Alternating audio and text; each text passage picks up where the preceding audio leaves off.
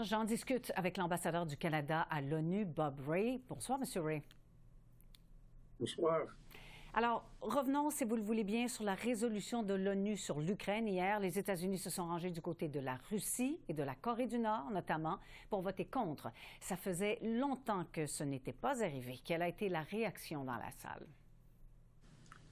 Eh bien, je crois que depuis quelques jours, même quelques semaines, je dirais que tout le monde a reconnu que le monde, effectivement, le monde est en train de changer. Il y a une tournée extraordinaire dans la vie du monde, dans les positions du gouvernement des États-Unis. Et vendredi, le gouvernement américain a annoncé qu'il voulait que l'Ukraine retire sa résolution en faveur d'une résolution proposée par les Américains qui, franchement, ne touche pas sur les questions clés de la discussion, c'est-à-dire la responsabilité de la Russie pour les événements qui ont duré depuis 3 ans et tous les problèmes que nous avons maintenant à cause de cela. Alors, je crois que l'émotion et les idées qui sortent de cette décision des États-Unis, ça va continuer, mais c'est la nouvelle réalité de notre temps. Et nous devons pas accepter ça, parce que personnellement, je ne l'accepte pas. Mais nous voyons que c'est une réalité qui existe. Alors, on doit réagir à ça. Et c'est ça ce qui arrive dans les capitaux en Europe, c'est ce qui arrive à Ottawa et partout. On est en train d'essayer de comprendre mieux exactement qu'est-ce que ça veut dire et quelles sont les conséquences d'une telle décision de la part des États-Unis. C'est sûr que les relations internationales se redéfinissent en ce moment, mais quelle est la valeur de cette résolution signée sans les États-Unis? Eh bien, ça reflète toujours l'opinion majoritaire et même 2/3 d'une bonne majorité, 93 contre 18, avec beaucoup d'abstention, qui est aussi importante de reconnaître qu'il y a toujours beaucoup de pays qui ne savent pas exactement où aller avec tous les changements qu'on voit dans le monde. Mais effectivement, ça veut dire que l'opinion de la bonne majorité des pays au sein du monde aujourd'hui n'a pas changé. C'est-à-dire, oui, la Russie a créé la crise. Oui, la Russie est responsable pour ce qui est arrivé. Oui, il faut trouver une solution de paix, mais une solution de paix qui reconnaisse les droits et l'intégrité territoriale et la souveraineté de l'Ukraine. Et ça reste toujours l'opinion d'une bonne majorité de pays dans le monde, des pays comme le Canada, qui ont déjà donné beaucoup d'argent et beaucoup de services, beaucoup d'appui au gouvernement d'Ukraine. Et cet appui va continuer, comme a annoncé le Premier ministre cette semaine à Kiev. Bon. Alors, est-ce qu'il y a encore une trêve possible ou une signature de paix en vue si les États-Unis y mettent des conditions comme on l'imagine?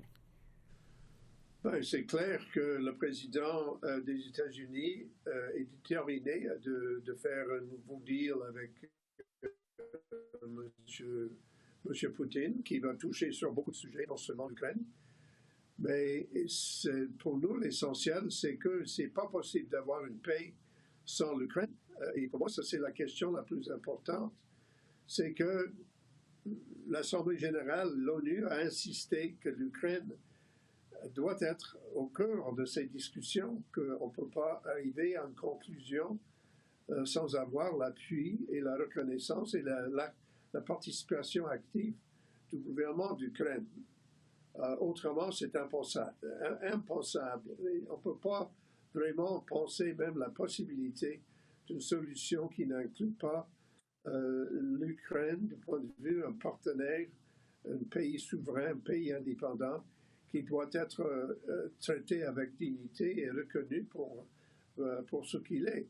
Et le problème avec les discours, les prononcements, les tweets et toutes les déclarations de M. Trump, que c'est jusqu'à ce point, on n'est pas convaincu que le président des États-Unis vraiment comprennent l'importance de reconnaître la dignité et l'indépendance de l'Ukraine. Et c'est ça les points essentiels. Bon, alors est-ce que vous êtes pessimiste quant à un accord de paix? Je suis ni pessimiste ni optimiste. Je reste toujours un homme de détermination. C'est-à-dire, je pense qu'il faut persister.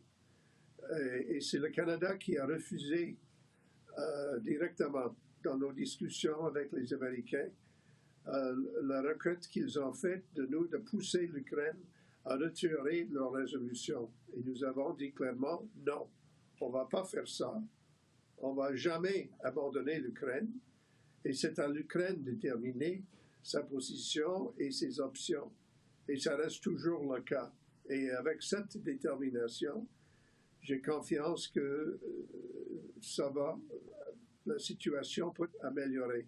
Mais ça dépend de nous, et ça dépend de nos collègues, et ça dépend des alliés de l'Ukraine, de ne pas lâcher ce pays qui reste toujours si important et qui a montré un tel degré de courage et de résistance face à une agression violente et complètement inacceptable de la part de la Fédération de la Russie. Alors, dans ce contexte, M. Ray, est-ce que le Canada a raison d'envoyer des troupes sur le terrain, sur place, pour faire respecter un éventuel accord de paix? Je crois que M. Trudeau a dit que ce sont des options qu'on continue de discuter, et c'est le cas. Mais le Canada a dit plus clairement que jamais que nous restons des alliés avec l'Ukraine et que nous allons rester avec eux dans la bataille qu'ils ont avec la Russie. Vous avez écrit sur vos réseaux sociaux, et je cite, que la Charte des Nations unies a été rédigée en 1945 par des personnes qui avaient tiré des leçons de l'agression, de l'isolationnisme et des barrières tarifaires des années 20, des années 30, et qui avaient plongé le monde dans une confrontation. L'article 1er est clair. Les menaces d'annexion sont illégales. Il en va de même pour les tarifs unilatéraux en violation d'un accord commercial. Alors, vous aurez compris que je parle de la relation entre le Canada et les États-Unis. Est-ce que les États-Unis agissent de façon illégale en menaçant d'imposer des tarifs douaniers et même en menaçant d'annexer le Canada? Absolument. Il n'y a pas question de ça. C'est clair que c'est illégal, ce qu'il est en train de proposer. Il n'y a aucune justification ni pour les tarifs, ni pour les menaces des tarifs, ni pour les menaces d'utiliser la force économique pour nous forcer de faire des choses que nous n'avons pas l'obligation de faire. Le président Trump lui-même, c'est sa signature qui est sur le traité sur les échanges commerciaux avec le Canada. C'est lui-même qui a effectivement approuvé les négociations. Alors, c'est pas possible pour nous de dire les choses qui ne sont pas vraies. Il faut parler, il faut dire la vérité. La vérité, c'est que M. Trump a négocié un document qu'il a signé, qu'il a accepté, et que le Canada continue de travailler avec un traité que nous avons signé aussi. Alors, parler de tarifs de 25% ou de 50% ou n'importe quoi, c'est complètement illégal et c'est complètement inapproprié de sa part.